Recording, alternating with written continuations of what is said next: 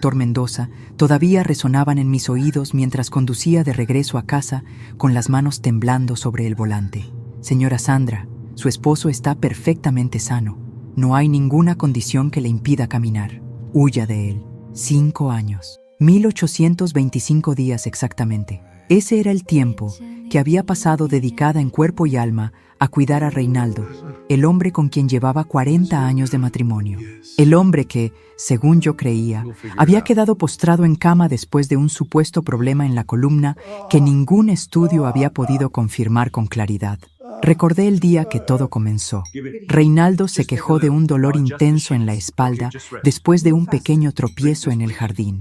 El médico de entonces, un amigo suyo de toda la vida que ahora entendía por qué siempre insistía en que fuera él quien lo atendiera, diagnosticó una lesión grave que requería reposo absoluto.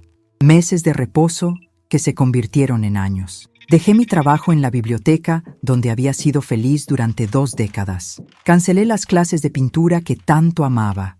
Me alejé de mis amigas, de mi hermana Lucía, de todos los que alguna vez formaron parte de mi vida. Todo para dedicarme exclusivamente a cuidar a mi esposo, a ese hombre que yacía en cama quejándose de dolores, pidiendo atención constante, haciéndome sentir culpable cada vez que expresaba cansancio o frustración. Y ahora, a mis 65 años, descubría que todo había sido una mentira. El doctor Mendoza era nuevo en el pueblo. Había llegado hace apenas 2 meses para reemplazar al antiguo médico que se había jubilado. Cuando vino a hacer la visita de rutina que yo había solicitado, Reinaldo se mostró incómodo, nervioso incluso. Insistió en que no necesitaba revisión, que estaba bien así, que los doctores no entendían su condición única. Pero yo insistí. Después de 5 años, quería una segunda opinión, un nuevo tratamiento, alguna esperanza de que mi esposo pudiera volver a caminar. El doctor Mendoza lo examinó minuciosamente mientras yo esperaba en la sala. Cuando salió de la habitación, su rostro estaba pálido. Me pidió que lo acompañara afuera, lejos de los oídos de Reinaldo. «Señora Sandra», me dijo en voz baja, mirando hacia la ventana del dormitorio, como si temiera ser escuchado. «He revisado todos los estudios anteriores y he realizado mi propio examen. No hay absolutamente nada mal en la columna de su esposo. Sus reflejos son normales, su fuerza muscular está intacta, no hay signos de atrofia por falta de uso prolongado». «No entiendo», respondí, sintiendo que el suelo se movía bajo mis pies. «Lo que le estoy diciendo es que su esposo puede caminar perfectamente. Probablemente lo ha estado haciendo todo este tiempo cuando usted no está presente». Las palabras cayeron sobre mí como un balde de agua helada. No podía ser cierto. Reinaldo no me haría algo así. No el hombre con quien había compartido mi vida entera, con quien había criado 2 hijos, con quien había atravesado tantas tormentas. «Debe haber un error», insistí. El doctor me miró con compasión, como quien mira a alguien que está a punto de recibir la peor noticia de su vida. «No hay error, señora. He visto casos similares antes. Le aconsejo que tenga cuidado. Observe. Y cuando esté lista para enfrentar la verdad, búsqueme». Esa noche, después de servir la cena a Reinaldo en la cama como hacía cada noche, después de ayudarlo a asearse como hacía cada noche, después de acomodarlo entre las almohadas como hacía cada noche, me fui a mi habitación contigua. Pero no dormí. A las 3 de la madrugada, cuando el silencio de la casa era absoluto, escuché un ruido que me heló la sangre. Eran pasos firmes y seguros que venían de la habitación de mi esposo. Me levanté de la cama con el corazón latiendo tan fuerte que temí que Reinaldo pudiera escucharlo desde el pasillo. Con pasos silenciosos, me acerqué a la puerta de mi habitación y la abrí apenas una rendija, lo suficiente para ver sin ser vista. Lo que presencié destruyó en segundos 40 años de confianza. Reinaldo caminaba. No solo caminaba, sino que lo hacía con una agilidad que yo no había visto en él, ni siquiera antes de su supuesta lesión. Se movía por la casa como si fuera el dueño absoluto de cada rincón, porque lo era. Mientras yo dormía, agotada después de días interminables de cuidados, él vivía una vida secreta en las sombras de la noche. Lo vi entrar a mi antiguo estudio, ese cuarto que yo había convertido en almacén porque ya no tenía tiempo para pintar. Encendió una pequeña lámpara y se sentó frente al escritorio donde yo solía crear mis acuarelas. Sacó algo del cajón inferior, un cajón que yo creía vacío. Eran papeles, muchos papeles que comenzó a revisar con atención, haciendo anotaciones, calculando algo que no podía ver desde mi posición. Permanecí inmóvil durante casi una hora, observándolo moverse con total libertad por la casa que yo mantenía impecable para él, por los espacios que yo limpiaba pensando en su bienestar, por el hogar que yo había convertido en una cárcel voluntaria. Cuando finalmente regresó a su habitación y se acostó, fingiendo la misma posición de invalidez que mantenía durante el día, sentí que algo se rompía dentro de mí. No era solo el corazón, era algo más profundo, más fundamental. Era la imagen que tenía de mi propia vida, de mi matrimonio, de quién era yo como persona. ¿Cómo había sido tan ciega? ¿Cómo no había notado las señales? ¿Por qué había aceptado sin cuestionar un diagnóstico que nunca tuvo fundamentos sólidos? Pero más importante aún, ¿por qué? ¿Por qué Reinaldo había hecho esto? ¿Qué ganaba manteniéndome atada a su cama, alejada del mundo, dedicada exclusivamente a él? Esa noche no dormí. Me quedé sentada en la oscuridad de mi habitación, repasando los últimos 5 años, buscando pistas que había ignorado, momentos que ahora cobraban un nuevo significado. Recordé las veces que llegaba a casa después de hacer las compras y encontraba cosas ligeramente movidas de lugar. Reinaldo siempre tenía una explicación. Se me cayó el control remoto y tuve que estirarte para alcanzarlo. Escuché un ruido y me asusté, moví la mesita sin querer. Recordé las noches en que me despertaba con la sensación de que alguien había estado caminando por la casa, pero cuando revisaba, Reinaldo estaba exactamente donde lo había dejado, aparentemente dormido. Recordé las visitas del antiguo médico, ese amigo de Reinaldo que siempre me pedía que esperara afuera durante los exámenes, que siempre salía con expresión grave, asegurándome que la condición de mi esposo era delicada y requería mi atención constante. Todo había sido una conspiración, una elaborada mentira diseñada para mantenerme cautiva sin rejas, prisionera sin cadenas. Cuando amaneció, tomé una decisión. No iba a confrontar a Reinaldo inmediatamente. Primero necesitaba entender.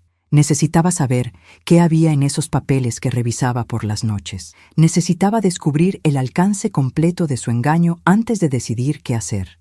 Esa mañana actué con normalidad. Le preparé el desayuno.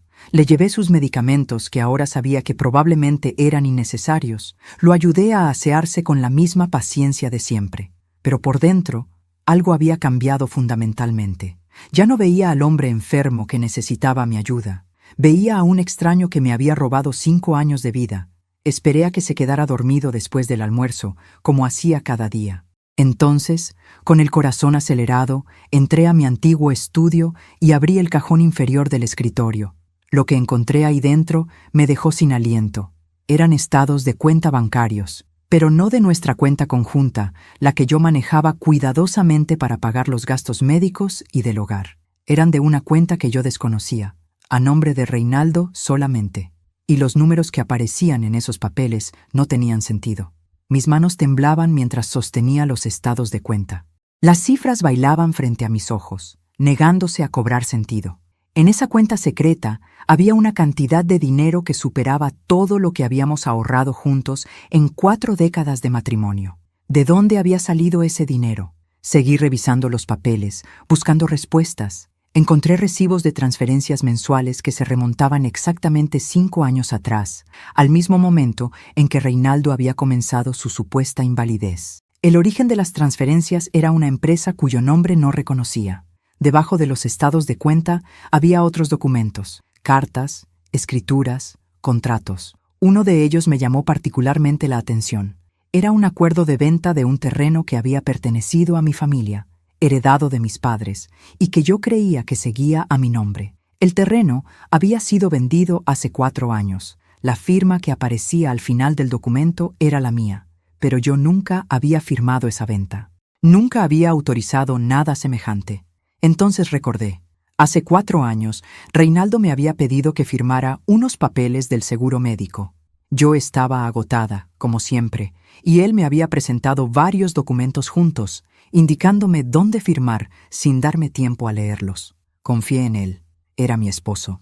¿Por qué no habría de confiar? El terreno de mis padres, ese pedazo de tierra donde había jugado de niña, donde mi padre había plantado los árboles que mi madre tanto amaba, había sido vendido sin mi conocimiento. Y el dinero, todo ese dinero, había ido a parar a una cuenta que yo desconocía. Pero eso no era todo. En el fondo del cajón encontré una carpeta con fotografías. Eran imágenes de Reinaldo, pero no el Reinaldo postrado que yo conocía. En estas fotos aparecía sonriente, de pie, en lugares que no reconocía, restaurantes, parques, playas, y en varias de ellas aparecía acompañado de personas que nunca había visto. Una de las fotografías me detuvo el corazón. Reinaldo estaba sentado en una terraza con vista al mar, sosteniendo la mano de una mujer rubia que le sonreía con familiaridad. En el reverso de la foto había una fecha, apenas 3 meses atrás. Mientras yo pasaba mis días encerrada en casa, preparándole comidas especiales, lavando su ropa, limpiando su habitación, atendiendo cada uno de sus caprichos, él salía a vivir una vida paralela, una vida de la que yo estaba completamente excluida. Las lágrimas comenzaron a caer sin que pudiera detenerlas. No eran lágrimas de tristeza solamente, eran lágrimas de rabia, de humillación, de una traición tan profunda que no encontraba palabras para describirla. ¿Cuándo salía? La respuesta llegó como un rayo, los martes y jueves por la tarde, cuando mi hermana Lucía venía a visitarme y nos sentábamos en el jardín trasero a conversar. Reinaldo siempre insistía en que cerráramos la puerta de su habitación para no molestarlo con nuestras voces, y nosotras, consideradas, obedecíamos. También los domingos por la mañana, cuando yo iba al mercado. Un viaje que duraba al menos 2 horas, porque Reinaldo tenía una lista específica de alimentos que supuestamente necesitaba para su delicada condición. Había construido un sistema perfecto. Me mantenía ocupada, agotada, aislada. Y mientras yo me consumía cuidándolo, él disfrutaba de libertad, dinero y compañía. Escuché un ruido desde la habitación de Reinaldo. Rápidamente guardé todo en el cajón, exactamente como lo había encontrado, y salí del estudio con el corazón acelerado. «¿Sandra?», llamó su voz desde el dormitorio, con ese tono lastimero que ahora me resultaba repugnante. «Sandra, ¿dónde estás? Necesito agua». Respiré profundamente, componiendo mi expresión antes de entrar a su habitación. «Aquí estoy, Reinaldo. Ya te traigo el agua». Lo miré acostado en esa cama, fingiendo debilidad, y sentí algo que nunca antes había sentido hacia él. Desprecio. Pero también entendí algo importante. No podía actuar impulsivamente. Necesitaba un plan. Necesitaba ayuda. Esa noche, mientras Reinaldo dormía, tomé mi teléfono y escribí un mensaje a la única persona en quien podía confiar completamente. «Lucía, necesito verte mañana. Es urgente. Ven sola y no le digas nada a nadie». Mi hermana respondió en segundos. «Estaré ahí a primera hora. ¿Estás bien?» «No», escribí, «pero lo estaré». Lucía llegó a las 8 de la mañana, antes de que Reinaldo despertara de su falso letargo. La vi estacionar su auto frente a la casa y caminar hacia la puerta con esa expresión de preocupación que conocía tan bien. Mi hermana menor, la que siempre había estado ahí, aunque yo me hubiera alejado de ella durante estos 5 años de cautiverio voluntario. La abracé en el umbral de la puerta con una fuerza que la sorprendió. «Sandra, ¿qué pasa? Me asustaste con tu mensaje». «Ven al jardín», susurré.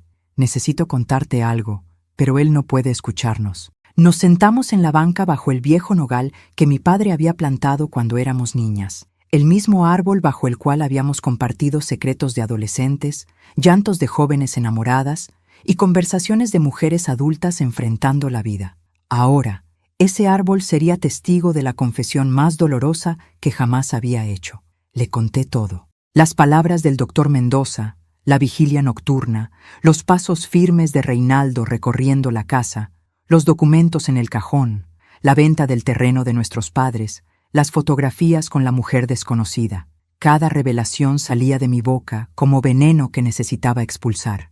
Lucía me escuchó en silencio, su rostro transformándose con cada nueva información.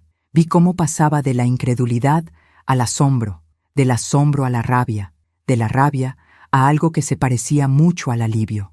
«Siempre lo supe», dijo finalmente cuando terminé de hablar.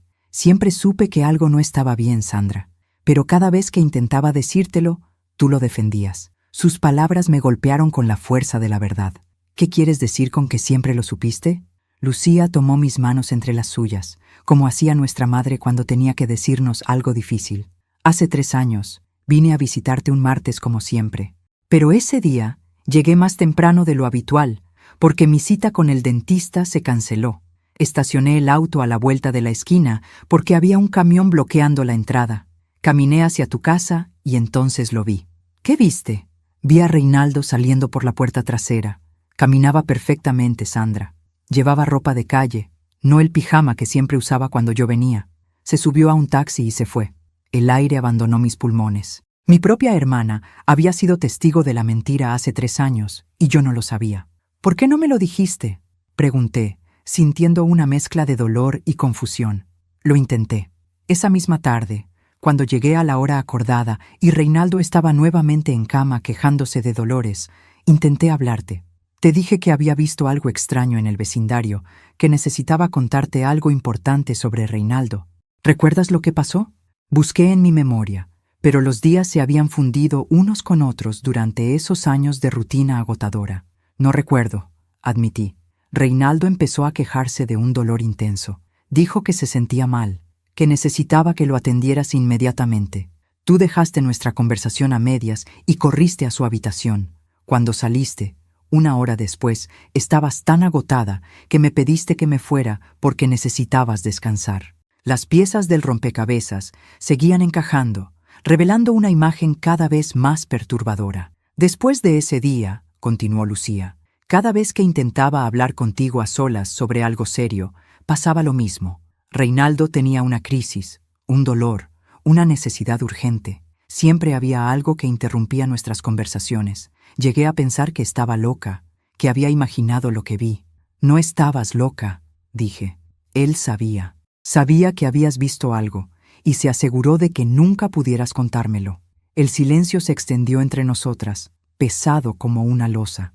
40 años de matrimonio se derrumbaban ante mis ojos, revelando una estructura podrida que había estado oculta bajo una fachada de normalidad. ¿Qué vas a hacer?, preguntó Lucía finalmente. No lo sé, admití. Parte de mí quiere entrar a esa casa y gritarle todo lo que sé, pero otra parte entiende que necesito ser más inteligente que él. Necesito protegerme, recuperar lo que me robó y salir de esta situación con dignidad. No tienes que hacerlo sola, dijo mi hermana, apretando mis manos. Estoy aquí, siempre estuve aquí, esperando el momento en que pudieras verlo. Por primera vez en 5 años, no me sentí sola. Tenía a Lucía, y juntas encontraríamos la manera de enfrentar esta situación. Pero antes necesitaba respuestas.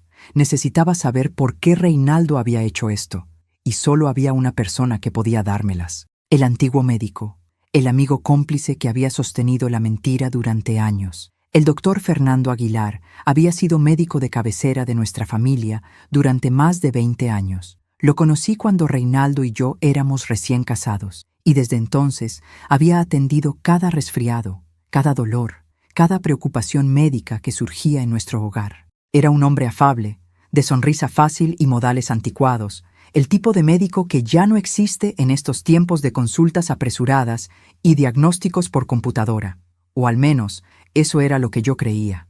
Ahora, sentada en el auto de Lucía frente a la casa donde el doctor Aguilar pasaba su jubilación, veía todo con ojos diferentes. Este hombre que yo había considerado casi parte de la familia era el arquitecto médico de mi prisión. Sin su complicidad, sin sus diagnósticos falsos y sus recomendaciones de reposo absoluto, la farsa de Reinaldo no habría durado ni un mes. ¿Estás segura de que quieres hacer esto?, preguntó Lucía, apagando el motor.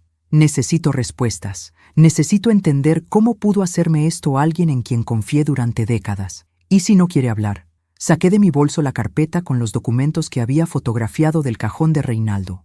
Los estados de cuenta, los recibos de transferencias, la escritura del terreno vendido. Hablará, dije con una determinación que me sorprendió a mí misma. Porque si no lo hace, estos documentos terminarán en manos de las autoridades correspondientes. No sé exactamente qué leyes se han violado, pero estoy segura de que falsificar diagnósticos médicos y facilitar la venta fraudulenta de propiedades no es legal. Lucía me miró con una mezcla de admiración y preocupación.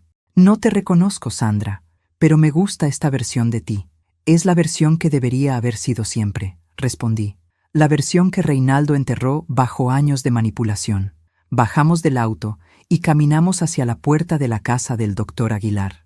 Era una vivienda modesta, con un jardín descuidado y pintura descascarada en las ventanas. No parecía el hogar de alguien que hubiera recibido pagos sustanciosos por su silencio, pero las apariencias, como yo había aprendido dolorosamente, podían ser engañosas. Toqué el timbre y esperé.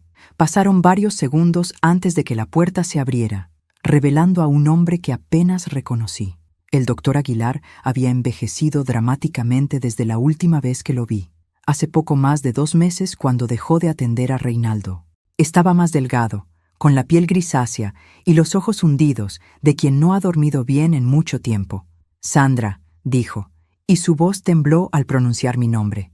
«Sabía que vendrías. Solo no esperaba que fuera tan pronto». Su reacción me desconcertó. No había sorpresa en su rostro, solo resignación, como si hubiera estado esperando este momento, quizás incluso deseándolo. «Entonces, ¿sabe por qué estoy aquí?», dije. «Lo sé. Pasen, por favor. Hay mucho que necesitan escuchar». Entramos a una sala pequeña y desordenada, llena de libros médicos y fotografías de una época más feliz. El doctor nos indicó que nos sentáramos en un sofá gastado mientras él tomaba asiento frente a nosotras, en una mecedora que crujió bajo su peso. «Antes de que digan nada», comenzó, «quiero que sepan que no espero perdón. Lo que hice es imperdonable, pero necesito que entiendan cómo llegamos hasta aquí». «Tiene 5 minutos», dije fríamente. «Después de eso, decidiré qué hacer con la información que tengo». El doctor asintió, aceptando mis términos. «Conocí a Reinaldo mucho antes de conocerte a ti, Sandra. Éramos amigos desde la adolescencia. Crecimos en el mismo barrio, compartimos los mismos sueños de juventud. Cuando él te conoció y se enamoró de ti, fui el primero en saberlo. Estuve en su boda como testigo. Fui el padrino de su primer hijo. Nuestra amistad parecía inquebrantable». Escuché en silencio, resistiendo el impulso de interrumpirlo. Hace unos 15 años cometí un error terrible, un error profesional que pudo haberme costado la licencia médica y la carrera. Reinaldo lo descubrió. No sé cómo, pero lo supo, y desde entonces me tuvo en sus manos. «¿Qué tipo de error?», preguntó Lucía. El doctor bajó la mirada, avergonzado. «Diagnostiqué mal a un paciente, un error que tuvo consecuencias graves. Reinaldo consiguió los documentos que probaban mi negligencia y me amenazó con exponerme si no cooperaba con él cuando lo necesitara». «¿Y lo que necesitaba era que mintiera sobre su salud?», pregunté, sintiendo cómo la rabia crecía en mi pecho. Al principio no entendí qué pretendía. Hace 5 años, vino a verme y me pidió que lo diagnosticara con una lesión de columna incapacitante. Le pregunté por qué, y me dijo que tenía sus razones. Cuando me negué, me recordó lo que sabía sobre mí. Me dijo que si no cooperaba, destruiría mi reputación, mi carrera, mi vida. Si te está gustando esta hermosa historia, no olvides dejar tu like y comentar qué te está pareciendo. Ahora volvamos a la historia. Así que eligió destruir mi vida en lugar de la suya, dije, y mis palabras salieron cargadas de un veneno que no intenté ocultar. No pensé que llegaría tan lejos, se defendió el doctor, aunque su voz carecía de convicción. Pensé que sería algo temporal, unos meses quizás. Pero pasaron los años y Reinaldo seguía exigiendo que mantuviera el diagnóstico, que viniera a revisarlo regularmente para que tú no sospecharas, que rechazara cualquier sugerencia de tratamiento o rehabilitación. Y nunca se preguntó por qué. ¿Nunca le importó lo que yo estaba sufriendo mientras cuidaba a un hombre perfectamente sano? El doctor Aguilar levantó la mirada, y vi en sus ojos algo que se parecía al remordimiento genuino. «Me lo pregunté todos los días, Sandra. Cada vez que venía a tu casa y te veía más delgada, más cansada, más apagada, una parte de mí moría de vergüenza. Pero tenía miedo, miedo de perder todo lo que había construido, miedo de enfrentar las consecuencias de mi error pasado». «El miedo no justifica lo que hizo», intervino Lucía con firmeza. «Sandra perdió 5 años de su vida, dejó su trabajo, sus amistades, sus pasiones, se convirtió en una prisionera en su propia casa mientras usted y Reinaldo se beneficiaban de su sacrificio. Lo sé, y por eso cuando me jubilé hace 2 meses, sentí alivio. Pensé que al alejarme, al dejar que otro médico tomara el caso, la verdad saldría a la luz sin que yo tuviera que revelarla. Fui cobarde hasta el final. Me levanté del sofá, incapaz de seguir sentada frente a este hombre que había participado en mi destrucción. Necesito saber todo. ¿Por qué Reinaldo hizo esto? ¿Qué ganaba manteniéndome cautiva? El doctor suspiró profundamente antes de responder. Control. Eso es lo que Reinaldo siempre ha querido. Control absoluto sobre todo lo que lo rodea. Pero hay algo más, algo que quizás no sepas. Se levantó con dificultad y caminó hacia un escritorio en la esquina de la sala. Abrió un cajón y sacó un sobre manila que me entregó con manos temblorosas. Hace un año, Reinaldo vino a verme muy alterado.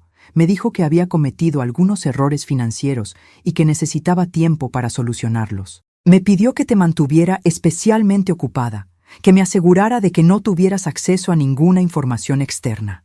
Abrí el sobre y encontré copias de documentos que me helaron la sangre. Eran préstamos, muchos préstamos, todos tomados usando nuestra casa como garantía. Préstamos que yo nunca había autorizado, con firmas que imitaban la mía. No entiendo, dije, sintiendo que el suelo se movía bajo mis pies. ¿Reinaldo hipotecó nuestra casa? Múltiples veces. Según lo que pude averiguar, usó el dinero para inversiones que fracasaron, para mantener un estilo de vida que no podía permitirse, para otras cosas. La mujer de las fotografías, susurré, comprendiendo finalmente.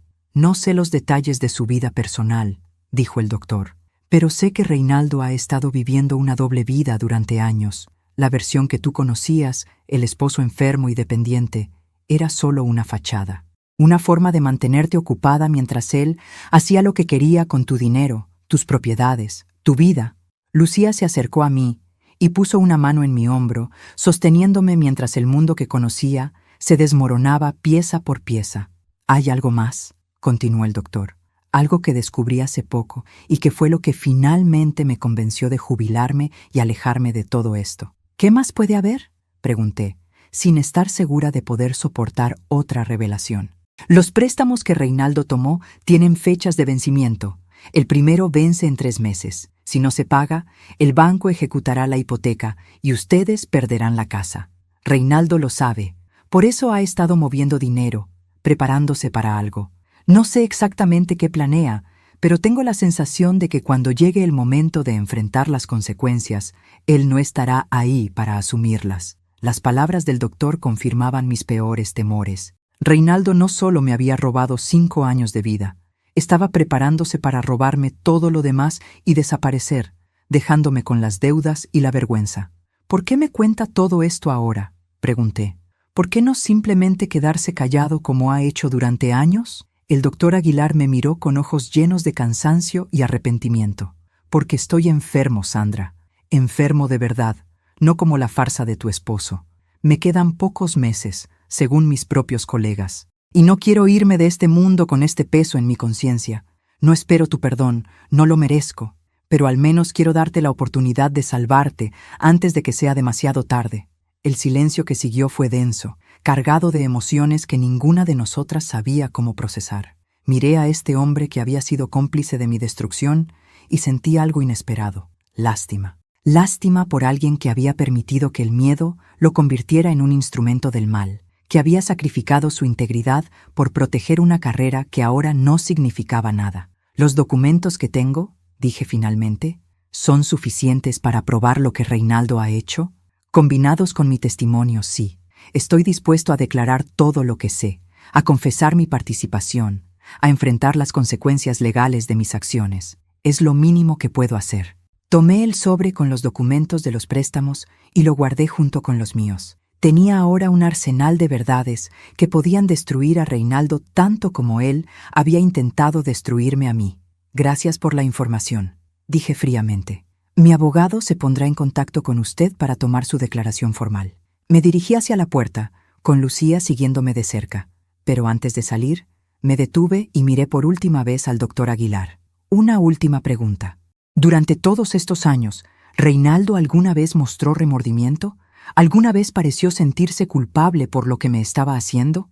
El doctor negó lentamente con la cabeza. «Nunca. Para él, tú siempre fuiste un medio para un fin, un recurso que explotar, no una persona que amar. Salí de esa casa con el corazón destrozado pero la mente clara. 40 años de matrimonio habían sido una mentira. El hombre que dormía en mi casa no era mi esposo, era mi carcelero. Y había llegado el momento de liberarme. En el auto, mientras Lucía conducía en silencio, comencé a trazar un plan.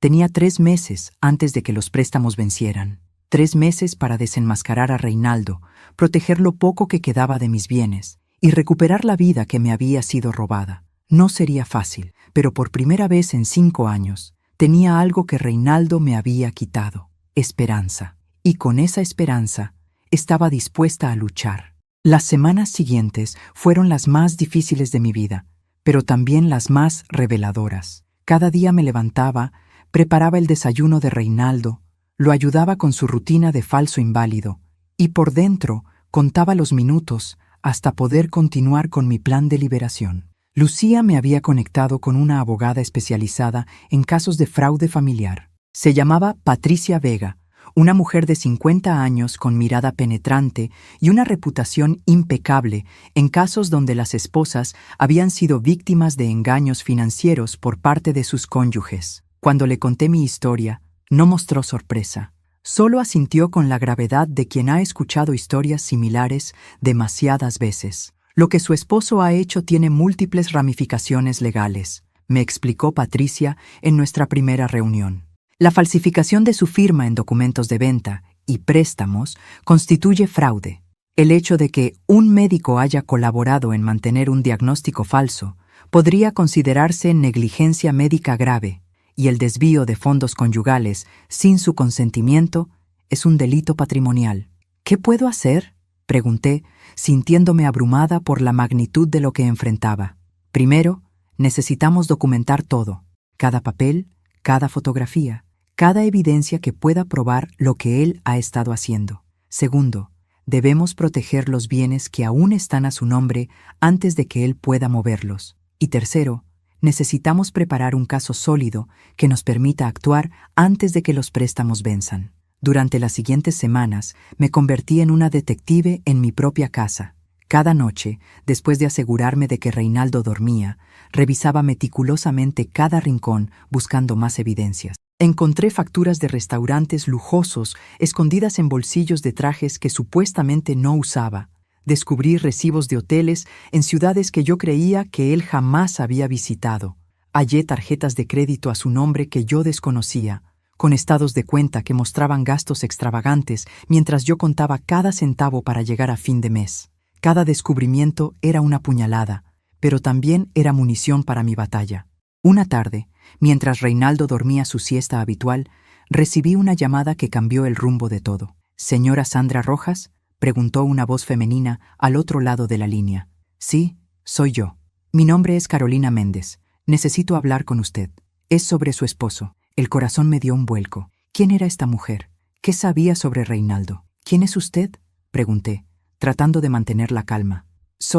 Fui la asistente personal de su esposo durante los últimos 3 años. El silencio que siguió fue eléctrico. ¿Asistente personal? Reinaldo supuestamente estaba postrado en cama. ¿Qué clase de hombre enfermo necesitaba una asistente personal? «Necesito verla», continuó Carolina. «Hay cosas que usted debe saber, cosas que no puedo decir por teléfono». Acordamos encontrarnos al día siguiente en una cafetería del centro, lejos de cualquier lugar donde Reinaldo pudiera tener ojos y oídos. Lucía insistió en acompañarme, y yo acepté agradecida. Ya no confiaba en mi capacidad de enfrentar sola las revelaciones que parecían multiplicarse cada día. Carolina resultó ser una mujer joven, de no más de 30 años, con aspecto profesional y ojos que delataban una mezcla de culpa y determinación. Cuando nos sentamos frente a ella en aquella cafetería, pude ver que sus manos temblaban ligeramente mientras sostenía su taza de café. «Gracias por venir», comenzó. «Sé que esto debe ser muy confuso para usted, pero necesito contarle la verdad antes de que sea demasiado tarde». «¿La verdad sobre qué exactamente?», pregunté. Carolina respiró profundamente antes de responder. «Su esposo no es quien usted cree. El hombre que usted cuida en casa es solo una versión, una máscara que se pone para mantenerla controlada. El Reinaldo que yo conocí es un empresario activo, carismático, que maneja inversiones y negocios desde una oficina en el centro de la ciudad». Las palabras confirmaban lo que ya sospechaba, pero escucharlas de alguien que había formado parte de esa vida paralela las hacía terriblemente reales. «¿Por qué viene a contarme esto ahora?», preguntó Lucía con desconfianza. Porque hace una semana descubrí algo que me hizo entender que yo también fui una víctima de sus manipulaciones, respondió Carolina. Reinaldo me contrató hace 3 años para manejar su agenda, sus comunicaciones, sus finanzas personales. Me pagaba bien, me trataba con respeto, incluso me hacía sentir importante, pero todo era parte de su juego. ¿Qué descubrió?, pregunté. Carolina sacó de su bolso una carpeta y la colocó sobre la mesa. Descubrí que no soy la primera asistente que tiene. Ha habido otras antes que yo, al menos 3 que pude identificar, y todas tienen algo en común: mujeres jóvenes, solas, vulnerables económicamente. Las contrataba, las hacía dependientes de él, y cuando dejaban de serle útiles o empezaban a hacer preguntas incómodas, las despedía sin más. Abrí la carpeta y encontré nombres, fechas, fotografías, evidencia de un patrón que se repetía una y otra vez. Hace una semana, continuó Carolina, encontré documentos en su oficina que me helaron la sangre. Planes de viaje a otro país, transferencias bancarias internacionales y algo que se parecía mucho a una nueva identidad. Creo que Reinaldo está preparándose para desaparecer, señora Sandra, y cuando lo haga, usted se quedará con todas las deudas mientras él empieza una nueva vida en otro lugar. Las piezas del rompecabezas finalmente encajaban: el dinero desviado, los préstamos ocultos, la doble vida. Todo había sido parte de un plan elaborado para extraer hasta el último recurso de nuestro matrimonio antes de abandonarme. ¿Por qué me ayuda?, pregunté a Carolina. ¿Qué gana usted con esto? Ella bajó la mirada, avergonzada. Porque cuando descubrí la verdad, también descubrí que mi nombre aparece en algunos de esos documentos. Reinaldo me usó para mover dinero, para firmar papeles que yo no entendía completamente. Si él desaparece y todo sale a la luz, yo podría ser acusada de ser su cómplice. Necesito protegerme, pero también necesito hacer lo correcto. Usted no merece lo que él le ha hecho, señora Sandra. Nadie lo merece. Lucía y yo intercambiamos miradas. La situación era más compleja de lo que habíamos imaginado, pero también teníamos ahora una aliada inesperada, alguien desde adentro del mundo secreto de Reinaldo que podía ayudarnos a desenmascararlo. ¿Cuánto tiempo cree que tenemos antes de que él intente desaparecer?, pregunté. Según los documentos que vi, los boletos de avión están reservados para dentro de 6 semanas. Tiene planeado irse justo antes de que venzan los primeros préstamos, dejándola a usted como única responsable de las deudas. 6 semanas. Teníamos 6 semanas para actuar. Esa noche, después de regresar a casa y cumplir con mi rutina habitual de atender a Reinaldo, me encerré en el baño y lloré. Pero no eran lágrimas de derrota, eran lágrimas de liberación, de finalmente ver con claridad la realidad que había estado oculta frente a mis ojos durante tantos años. Cuando salí del baño, me miré en el espejo del pasillo. La mujer que me devolvía la mirada ya no era la esposa sumisa y agotada de las últimas semanas. Era alguien diferente, alguien más fuerte, más determinada, más viva. Reinaldo creía que me tenía controlada. Creía que su farsa era perfecta, que su plan estaba funcionando sin obstáculos. No sabía que su castillo de mentiras estaba a punto de derrumbarse, y yo sería quien encendiera la mecha. Al día siguiente, contacté a Patricia con toda la nueva información. Le hablé de Carolina, de los planes de fuga de Reinaldo, de la urgencia de actuar antes de que fuera demasiado tarde. «Tenemos suficiente», dijo Patricia después de revisar todos los documentos. «Es hora de mover las piezas». «¿Qué significa eso exactamente?», pregunté. «Significa que vamos a congelar las cuentas, bloquear los pasaportes y presentar una demanda que impedirá que Reinaldo mueva un solo centavo más sin autorización judicial. Significa que la farsa termina ahora».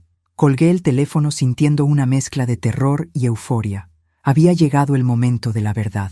Y cuando Reinaldo descubriera que su plan había sido descubierto, finalmente vería el rostro de la mujer que él había subestimado durante 40 años. El día que elegimos para actuar fue un martes, irónicamente el mismo día de la semana en que Reinaldo solía escapar de casa mientras yo conversaba con Lucía en el jardín. Pero esta vez, las cosas serían diferentes. A las 9 de la mañana, mientras le servía el desayuno a Reinaldo en su habitación como hacía cada día, un grupo de oficiales judiciales tocó a nuestra puerta. Patricia los acompañaba junto con Lucía, Carolina y el doctor Aguilar, quien había cumplido su promesa de testificar. «¿Qué es esto?», preguntó Reinaldo desde su cama, manteniendo la farsa hasta el último segundo. «Sandra, ¿quiénes son estas personas?», Me quedé de pie junto a la puerta, observando al hombre con quien había compartido 40 años de mi vida, el hombre que me había jurado amor eterno frente a un altar, que había sostenido mi mano cuando nacieron nuestros hijos, que había dormido a mi lado durante miles de noches, el hombre que había convertido todo eso en una mentira. Se acabó, Reinaldo, dije con una calma que me sorprendió. Ya no tienes que fingir. Por un momento, vi pánico en sus ojos, ese destello fugaz de terror que aparece cuando alguien se da cuenta de que ha sido descubierto. Pero Reinaldo siempre había sido un actor consumado, y rápidamente compuso su expresión en una de confusión inocente. No sé de qué hablas, Sandra. Estoy enfermo, lo sabes. El doctor Aguilar puede confirmarlo. El doctor Aguilar está aquí precisamente para lo contrario, intervino Patricia.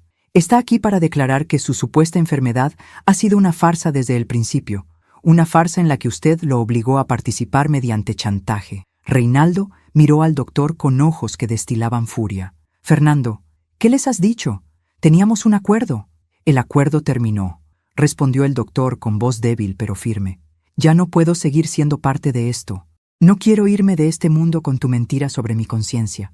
Los oficiales se acercaron a la cama con documentos que detallaban las órdenes judiciales: congelamiento de cuentas, embargo preventivo de bienes, prohibición de salida del país. Todo lo que Patricia había preparado meticulosamente durante las últimas semanas. Fue entonces cuando Reinaldo dejó caer la máscara completamente. Se levantó de la cama de un solo movimiento, con una agilidad que habría sido imposible para alguien realmente enfermo. Su rostro se transformó, la expresión de víctima indefensa reemplazada por algo duro, frío, completamente desconocido para mí. «Eres más lista de lo que pensé», dijo, mirándome directamente. «Debí haberte vigilado más de cerca». «¿Vigilarme? Me tuviste prisionera durante 5 años, Reinaldo. Me quitaste mi trabajo, mis amigas, mi vida entera. ¿Qué más vigilancia necesitabas?» Él se rió, una risa amarga que nunca le había escuchado. «Prisionera. Qué palabra tan dramática. Yo simplemente te di un propósito, Sandra. Algo que hacer con tu tiempo. Deberías agradecerme». ¿Agradecerte? La rabia que había contenido durante semanas finalmente encontró su voz. ¿Agradecerte por robarme el terreno de mis padres? ¿Por hipotecar nuestra casa sin mi consentimiento? ¿Por planear abandonarme con todas las deudas mientras tú escapabas a otro país? Por primera vez vi sorpresa genuina en su rostro. No esperaba que yo supiera tanto. «Carolina», murmuró comprendiendo. «Esa maldita traidora». Carolina, que había permanecido en silencio junto a la puerta, dio un paso adelante. «No soy yo la traidora, Reinaldo. Usted me usó igual que usó a todas las demás. Igual que usó a su esposa durante 40 años. Los oficiales comenzaron a leer los cargos mientras Reinaldo era escoltado fuera de la habitación. Lo vi caminar por el pasillo de nuestra casa, esa casa donde habíamos criado a nuestros hijos, donde habíamos celebrado cumpleaños y aniversarios, donde yo había creído que envejeceríamos juntos. Antes de salir por la puerta principal, se detuvo y me miró por última vez. Todo lo que hice, lo hice porque me aburrías, Sandra. Eras predecible, simple, conformista. Necesitaba algo más que lo que tú podías darme. Sus palabras estaban diseñadas para herirme, para dejarme con una última dosis de veneno antes de desaparecer de mi vida. Pero ya no tenían poder sobre mí.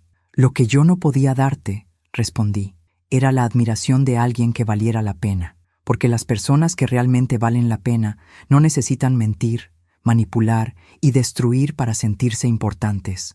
Lo vi partir en el auto de los oficiales y sentí que un peso enorme se levantaba de mis hombros. Lucía me abrazó mientras las lágrimas finalmente caían. Lágrimas que contenían 5 años de dolor, humillación y soledad. Esa tarde, después de que todos se fueron, me senté sola en el jardín de mi casa. El sol de la tarde bañaba las flores que yo había plantado durante los años de cautiverio, pequeños actos de belleza que me habían mantenido cuerda cuando todo lo demás se derrumbaba. Mi teléfono sonó. Era mi hijo mayor, Eduardo, a quien Patricia había contactado para informarle de la situación. «Mamá», su voz sonaba quebrada, «acabo de hablar con la abogada. No tenía idea, no sabía nada de lo que papá te estaba haciendo. ¿Por qué nunca nos dijiste?» «Porque yo tampoco lo sabía, hijo. Tu padre era muy bueno ocultando la verdad. Voy para allá. Tomaré el primer vuelo mañana. No quiero que estés sola». Las lágrimas volvieron a caer, pero esta vez eran diferentes. Eran lágrimas de esperanza. No estoy sola, respondí, mirando hacia la ventana donde Lucía me observaba con una sonrisa. Ya no estoy sola. Esa noche dormí en mi propia cama por primera vez en 5 años, sin la obligación de levantarme a atender a nadie, sin el peso de una mentira aplastándome el pecho. El silencio de la casa ya no era opresivo, era liberador. Y mientras las estrellas brillaban sobre el techo de mi hogar, supe que aunque el camino hacia adelante sería difícil, ya había dado el paso más importante. Había recuperado mi vida.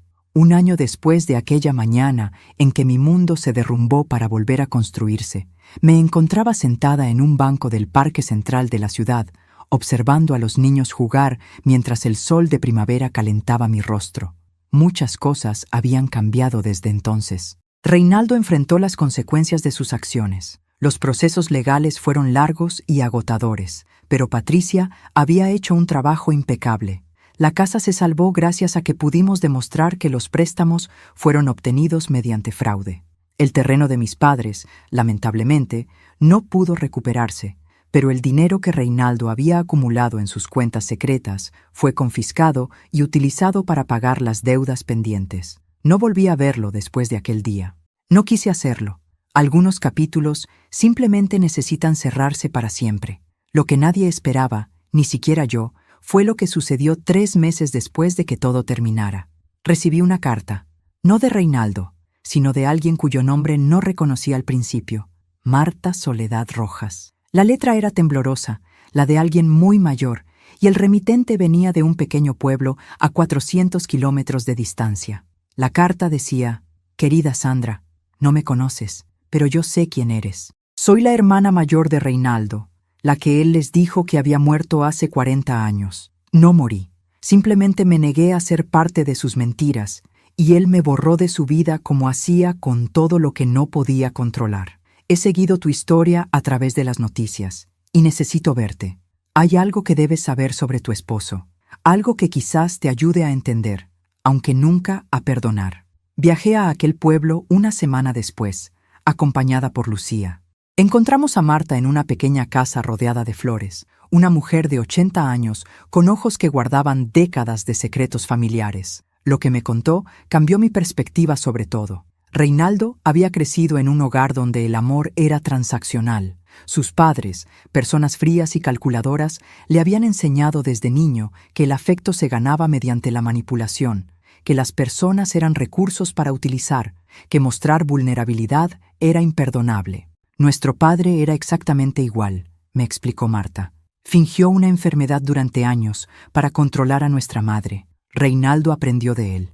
No lo justifico, Sandra. Solo quiero que entiendas que la maldad no nace de la nada. Se cultiva, se transmite, se hereda como una enfermedad del alma. Pero eso no fue todo lo que Marta tenía para darme. Hay algo más, dijo, entregándome una caja pequeña de madera. Esto perteneció a la madre de Reinaldo, tu suegra. Antes de morir, me pidió que lo guardara para la esposa de su hijo, para cuando ella estuviera lista para recibirlo. Abrí la caja con manos temblorosas. Dentro había una carta amarillenta y un pequeño broche de oro con forma de mariposa. La carta estaba dirigida a mí, escrita por una mujer que había muerto antes de que yo pudiera conocerla. Querida nuera que nunca conoceré. Si estás leyendo esto, significa que finalmente viste a mi hijo como realmente es. Lo siento.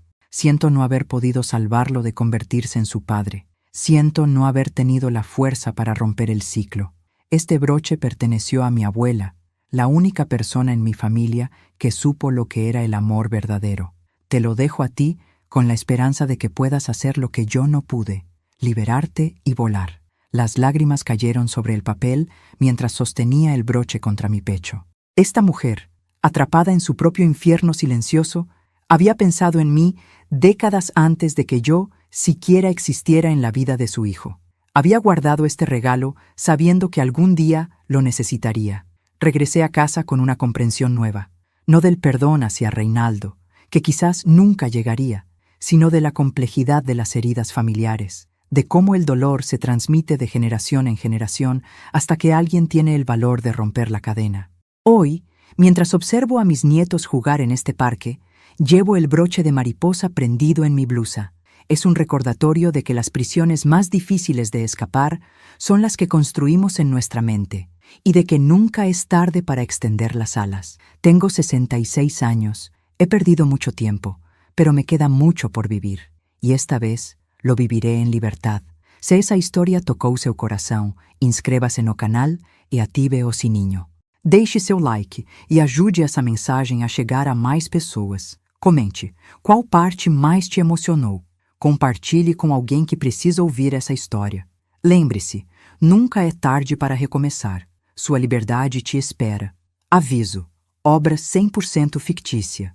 Todos os personagens, nomes e situações são completamente imaginários. Qualquer semelhança com a realidade é mera coincidência. Conteúdo criado apenas para entretenimento e reflexão não constitui aconselhamento profissional de